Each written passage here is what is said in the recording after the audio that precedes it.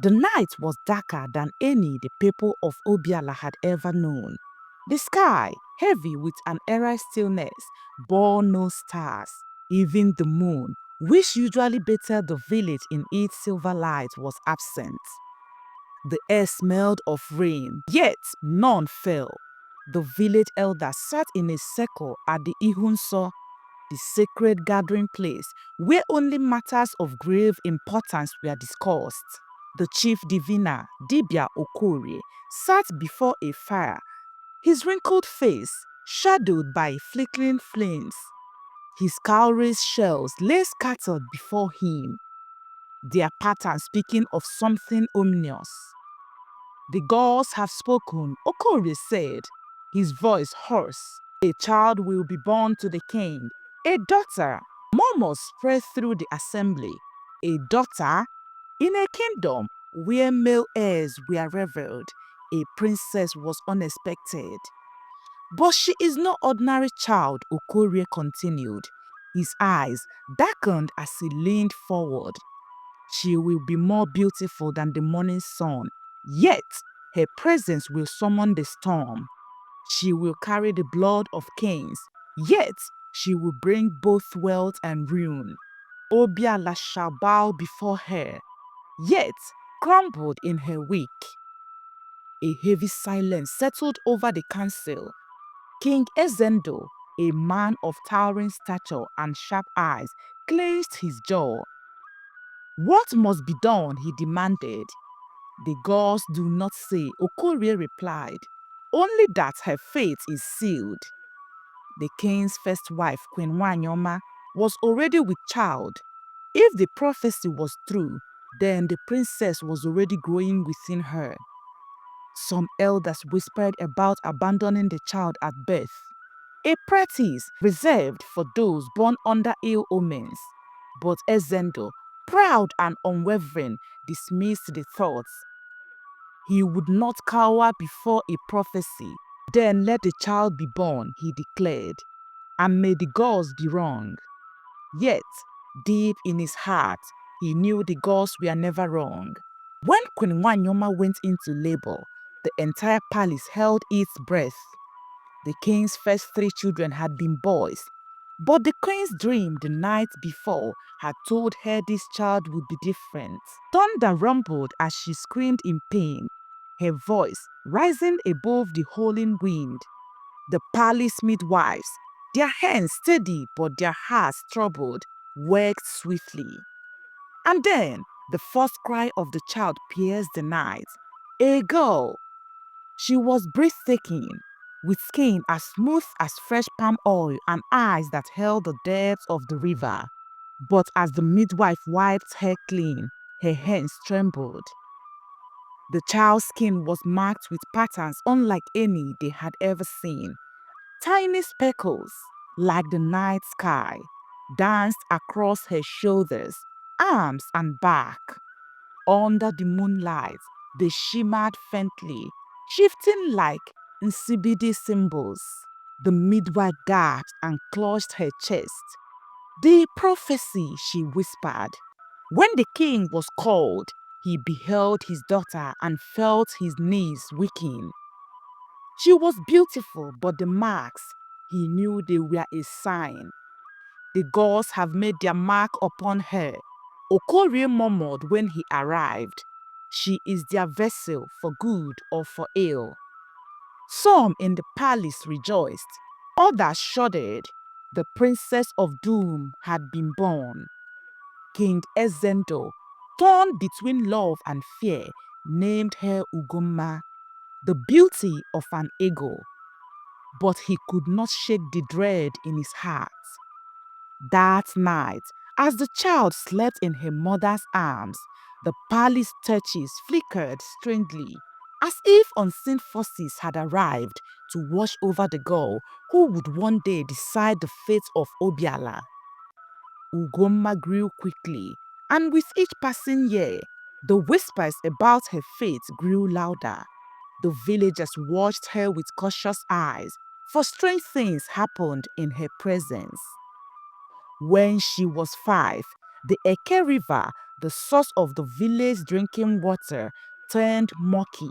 For a full moon cycle, fishermen found their nets empty and the land began to dry. She walked by the river bank that morning. An old woman whispered. By the time she was 10, crops failed after she stepped onto the farmland on the day of planting. She is the cause, cried a farmer, his voice filled with fear. But others swore she was a blessing. At 12, Ugonma fell ill, and during her fevered sleep, she spoke words unknown to her. The elders recorded them, and when translated, they were messages from the spirits, warnings, instructions, and prophecies. One night, when she was 15, warriors returned from battle with news. We lost every man sent in the princess's name. The people trembled. The elders consulted the gods again, and this time the message was clear. The storm has already begun. She will bring greatness, but she will also bring death. Ugonma, now aware of the whispers surrounding her, stared at her reflection in the water. The marks on her skin glowed faintly. Am I truly doomed? She whispered, but the gods did not answer. The weight of prophecy sat heavily upon Ugonma's shoulders. Though she was royalty, her life was anything but privileged. The whispers never stopped. Children her age played freely, but when Ugonma approached, they scurried away like frightened birds.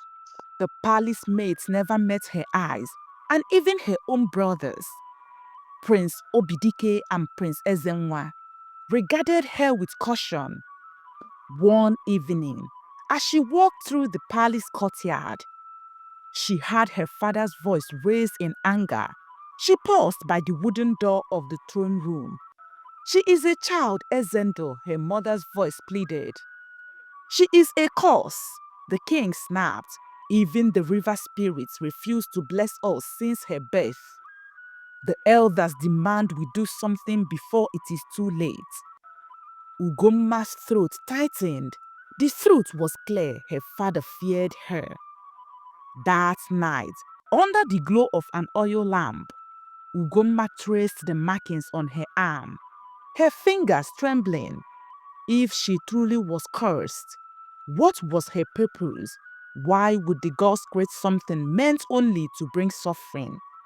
Before sleep could claim her, the door of her chambers creaked open. Two palace guards stepped inside. By the king's command, one said, his voice laced with regret. Ugonma did not resist. She had seen this coming. She was taken to the palace dungeon, her own father's prisoner. Days turned into weeks. Ugonma sat in the damp cell, the stone walls cold against her back. A small window let in silvers of moonlight, her only comfort. Food was brought to her, but no one spoke to her. The village was rejoicing in her absence. She knew it. One night, she was awoken by soft footsteps. A shadow moved in the doorway. Princess, a voice whispered. She recognized him instantly. Ikenna, he was a young warrior in training, the son of a common farmer. They had exchanged only a few words before her imprisonment, but his eyes had always held something no one else did.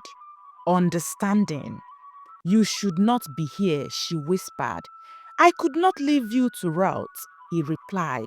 You are not a curse, Ugonma. He held out a key, his fingers trembling. Hope flickered in her chest for the first time in years. Minutes later, they were slipping through the back gates of the palace into the dark forest beyond. The kingdom would wake up to an empty cell. Ugonma had escaped. The night air was thick, with the scent of damp earth and distant fires. Ugonma and Ikenna moved swiftly through the shadows, their feet silent against the forest floor. Where will we go? She asked. breathless. To Unre Kingdom, she said, the priest there can speak to the gods. Perhaps they will tell you the truth of your destiny. Ugonma felt hope, but fate was not done with her yet. A few hours before dawn, they reached the banks of Ome River, where they stopped to rest. As Ugonma knelt to drink, she felt it. The air shifted. The river's surface rippled, though there was no wind. A deep guttural growl rumbled from the darkness. Ikenna grabbed his dagger. Something is here, he whispered. And then, from the trees, they came, warriors. Not from her father's kingdom, but from the Obala tribe, a feared clan known for their brutality. They had been watching, waiting. A warrior stepped forward, his spear glinting under the moon. His eyes settled on Ugonma, and a slow smile spread across his face. The gods have gifted us a prize, he murmured. Before Ikenna could react, the warriors attacked. The forest exploded into chaos. Ugonma watched in horror as Ikenna fought fiercely, but he was outnumbered. Blood sprayed across the sand. She tried to scream, but a rough hand clamped over her mouth. The last thing she saw before darkness claimed her was Ikenna collapsing, blood staining his chest. Then everything went silent. Ugonma, the princess of doom, had fallen into the hands of those who would decide her fate. Ugonma awoke to the sharp sting of cold water splashing against her face. Gasping, she tried to move, but her hands and feet were bound with rough ropes. Around her, the flickering flames of a campfire cast eerie shadows on the warriors who had captured her. The Obala tribe was known for their cruelty. They were feared raided, enslaving those they conquered and offering others as sacrifices to their gods. Awake, are you? A deep voice sneered. She turned to see the warrior who had led the attack. He was massive, his dark skin covered in scars, his eyes like blackened coals. I am Obara, son of the leopard, he declared, and you, cursed one, will bring great fortune to my people. Ugoma's heart pounded. What do you want from me? The gods speak of you, Obara said, crouching before her. They say your blood carries power. You will be taken to our high priest. He will decide your fate. Her blood, what did they mean? She glanced around, searching for Ikenna. Then she saw him. His body lay a few feet away, motionless. Ugoma's breath caught in her throat. She willed him to move, to breathe, but he did not. A scream of grief rose within her, but she swallowed it. The Obala would not see her break.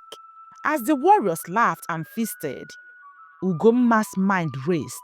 She had to escape. But did she not yet know the full weight of the prophecy that bound her? Morning came too soon. Ugonma was dragged from the camp, her wrist still burned. For 2 days, they traveled deeper into Obala territory, a land of endless red earth and towering trees. The people they passed along the way whispered and pointed at her. The cursed one, they murmured, she will bring destruction.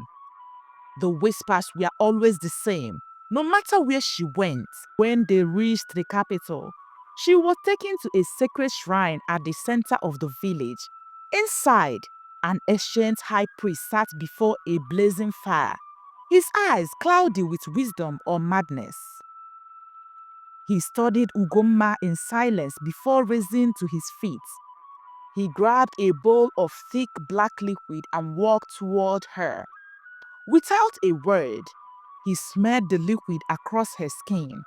The room fell into a hush. Then something strange happened. The markings on her body, The strange spots and the patterns she had been born with began to glow faintly. Gasps filled the room. She is not cursed, the priest murmured. She is chosen. Confusion swayed in Ugonma's mind. Chosen for what?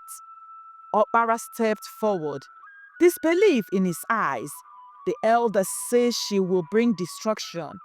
The priest nodded slowly. Yes, but not as they think. She is not a bringer of doom. She is the balance between life and death. Ugonma shivered. What did that even mean? Before she could ask, the priest turned to Obara. She must not be harmed. The gods have plans for her. Obara's face darkened, but he bowed. For the first time in her life, Ugonma felt something stronger than fear. She felt the stirrings of power. That night, Ugonma sat alone in a guarded hut, her mind spinning. She had always been treated as a curse, a harbinger of misfortune, but now the high priest of Obala had called her something else, a balance between life and death. What did it mean? As she pondered, the door of the hut creaked open. Obara entered, carrying a bowl of food. You should eat, he said gruffly. Ugonma eyed him warily. Why do you care? You were ready to kill me. He smirked. I follow orders, and now the orders is to keep you alive. She remained silent, but as he turned to leave, she spoke. The priest said the gods have plans for me, she said. Do you believe in the gods, Obara? He hesitated, then scoffed. The gods are cruel and unpredictable, but if you are truly their vessel, then perhaps you should learn to fight. Ugoma's eyes widened. Fight? If you are a chosen one, he said, leaning against the doorway, then you should not be weak. The idea of being strong, of controlling her own fate, sent a thrill through her. For the first time, she saw her captivity not as an end, but as a beginning. That night, she whispered to herself, I will not be powerless, not anymore. The days passed and Obara kept his word. He taught Ugomma how to fight, how to wield a dagger, how to move like a warrior. It was painful, it was brutal, but she never quit. The markings on her skin, once a sign of doom, became her strength. With every lesson, she grew faster, stronger, and more dangerous. But there was something else. She felt things she had never felt before. At night, when she closed her eyes, she saw visions, flashes of events that had not yet happened. She saw blood, war, and a kingdom in flames. And at the center of it all, herself. One evening, after a grilling training section, Obara tossed her a wooden staff.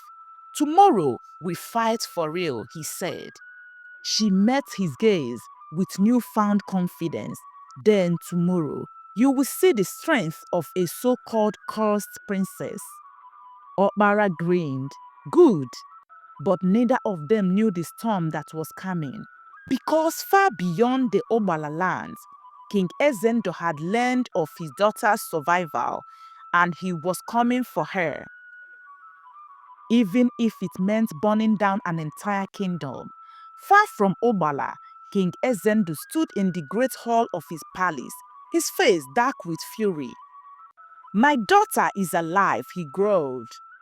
His commanders, seated before him, exchanged uneasy glances. For weeks, they had believed the princess had perished. Now, news had reached them.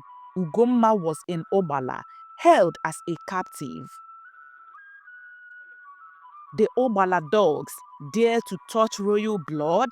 Thundered the king. They will burn for this. One of his generals, Obiora, stepped forward. My king, attacking Obara is dangerous.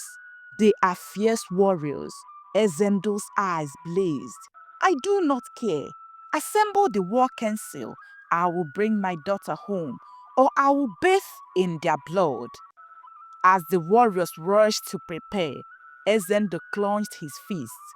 If the Obala thought they could keep Ugonma, they would soon learn the price of stealing from a lion. Down! Ugonma woke with a start. A deep familiar dread sat in her chest. Something was coming. Obara entered the hut, his expression unreadable. Your father is marching here, he said, with an army. Ugonma's breath caught. He knows I'm alive, Obara nodded. And he will kill every last one of us to get you back. She should have been relieved. She should have wanted to run back into her father's arms, but she did not. She had changed. She had become more than just a princess waiting to be saved. She stared at Obara. I don't want this war. It is already here, he replied grimly. Ugonma turned away, her heart pounding. She did not belong on Obala, but she no longer belonged in her father's palace either. She was something else entirely. By the time the sun set, Obala's warriors were ready. Drums pounded in the night, their rhythm calling for blood. Ugonma stood on the high walls of Obala capital, watching the approaching torches in the distance. Her father's army, her father. Would he embrace her as his lost daughter, or would he see her as a traitor for standing among his enemies? Obara stood beside her. There is still time to leave, but Ugonma did not move. The markings on her body tingled. Deep inside, she felt something stirring, something powerful. The gods had plans for her, and she would find out what they were tonight. The war horns screamed into the night. King Ezendo's warriors charged. Obala warriors roared back. Steel clashed. Arrows flew and men screamed, but Ugonma did not run. She fought. For the first time in her life, she fought for herself. She wielded the staff Obara had given her, striking down enemy after enemy. She moved like a shadow, dodging, spinning, and striking. Then, in the chaos, she saw him, King Ezendo. His fierce eyes locked onto her. For a moment, time froze. Ugonma, he roared, but she did not rush to him. Instead, she stood her ground. And in that moment, her father realized she was no longer the same daughter he had lost. The battle raged around them, but Ugonma and her father stood in silence. You belong with me, Ezendo said, voice raw. Ugonma looked at the warriors fighting, at the blood spilling for his sake. I am not a prize to be won, she said. Ezendo's eyes darkened. You are my daughter. I am more than that. For a long moment, neither spoke. Then Ezendo made his choice. He raised his sword. Take her, he commanded his warriors. Ugonma tensed. Obara stepped beside her, blade drawn. And in that moment, Ugonma realized her fate was no longer her father's to decide. It was hers, and she would fight for it no matter the cost. The battlefield was a nightmare of steel and blood. King Ezendo's warriors had gained ground, pushing the Obala fighters back.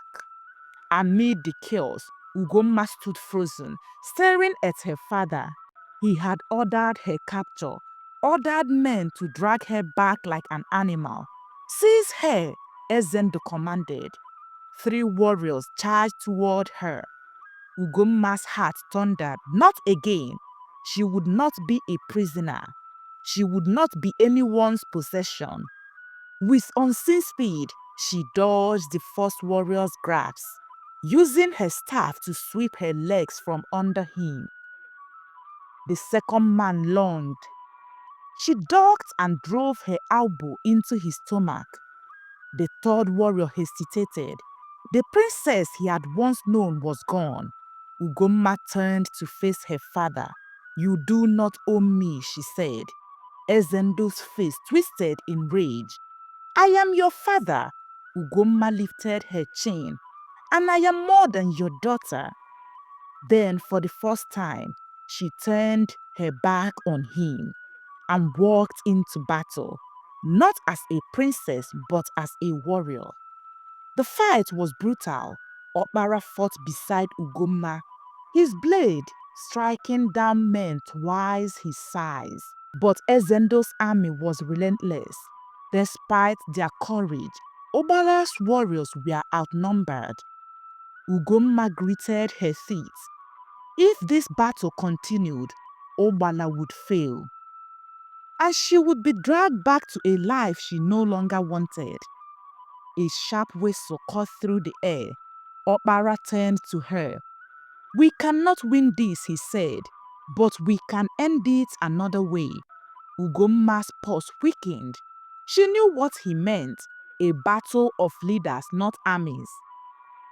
"Your father will never agree," Obara said.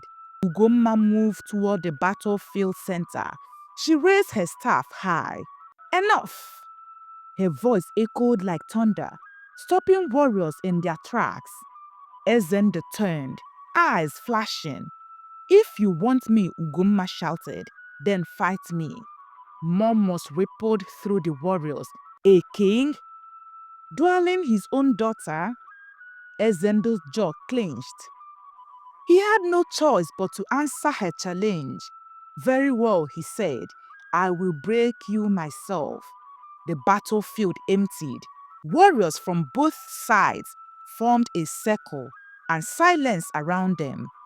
Ugonma tightened her grip on her staff. Ezendo unsheathed his sword. "You have lost your way," he said coldly. Ugonma's heart Ugonma's heart pounded. "Or I have finally found it." The king struck first. His blade sang through the air, a killing blow. But Ugonma was faster. She ducked, twisted, and struck his wrist with her staff. The sword clattered to the ground.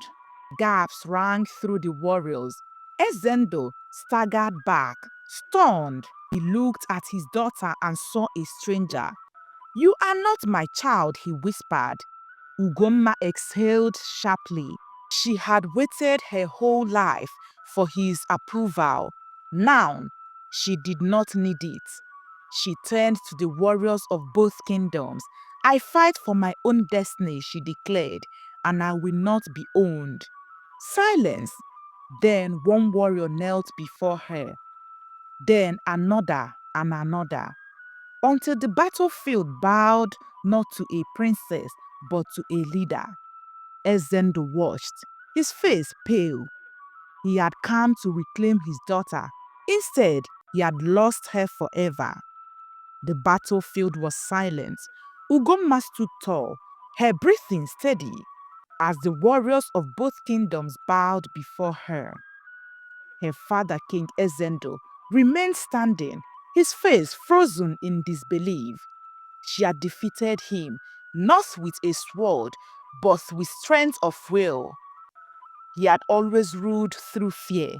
Yet, in this moment, Ugonma ruled through something far greater, respect. She turned to Obara, who stood at her side, his eyes filled with something she could not name: hope, admiration, or love. But there was no time for such thoughts, not yet. King Ezendo's voice broke through the stillness. "You have betrayed your blood," he spat. Ugonma did not flinch. "No," she said, "I have broken the chains that blood placed on me." Her words hung in the air. Then, to everyone's shock, Ezendo dropped to his knees. Ugonma's breath caught in her throat. Her father, the man who had never bowed to anyone, was kneeling before her. Perhaps, deep in his heart, he had always known this day would come. Despite his rage, there was a sliver of pride hidden within him.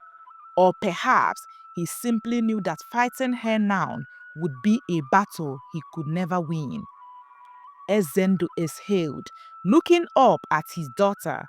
I came to reclaim you, he said bitterly, but you were never mine to begin with. The weight of those words settled deep in Ugonma's soul. For the first time, she saw her father as a man, not a king. A man who had been shaped by his own burdens, his own fears. But she could not carry those for him. She could only forge her own path. Ugonma turned to the warriors, her voice clear. There will be no more bloodshed today. A murmur rippled through the crowd. Was it truly possible? Could a battle end not in victory or defeat, but in something greater? Peace. A warrior from Ezendo's army stepped forward. He removed his helmet and knelt before Ugonma. I would rather serve a leader with honor, he said. One by one, Ezendo's warriors laid down their weapons. The war was over, but Ugonma's journey had only just begun. The days that followed were a blur of change. Ezendo returned to his kingdom, a man forever altered. He no longer spoke of reclaiming Ugonma. Perhaps, in his own way, he understood that she was never lost to begin with. Obala flourished under its new leadership. Ugonma, once a princess cursed by fate, had become a queen of her own making, not because of her father's blood, not because of prophecy or fear, but because she had chosen it, because she had earned it. One evening, as the sun dipped low over the horizon, Obara found Ugonma standing on the palace walls. You did it, he said softly. Ugonma smiled. No, she said, we did. He turned to her, eyes filled with something unspoken. She had spent her whole life fighting, but in this moment, she felt something unfamiliar, which was peace. She was no longer running, no longer bound to the past, no longer a prisoner of fate.